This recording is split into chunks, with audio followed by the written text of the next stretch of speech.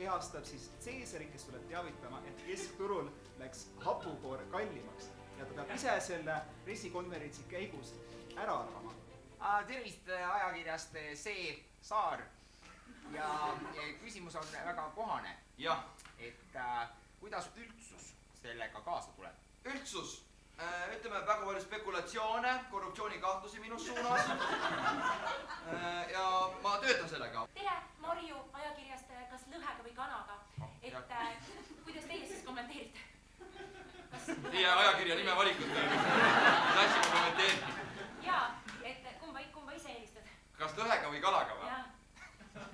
Kallis neiu, teil on palju õppida loomade kohta. Lõhe ongi kala. Kana! Kana! Tervist, Brutus ajakirjast Senati tervid. Vaat nii. Ka mina, ka mind. Ka sina, Brutus. Ka mina olen huvitatud sellest küsimusest. Mis te kavatsete ette võtta? No, esimese asjana ma toon Rooma leegioni väed üle jõe. Tiia ajakirjast Pelmeen. Et tunnen suhteliselt puudust ikkagi, et Pelmeeni jääb nüüd ikka poelettidele kordades rohkem. Seda tõesti, me loobusime minu nimelise salatisse pelmeenide lisamise. Olen Janne ajakirjast Hapukapsad ja muud hapud tooted. Sarnane mure, aga ma olen see suur heeringa fänn. Kuidas ma nüüd nagu heeringat peaksin tarbima? Kindlasti soolatult, marineeritult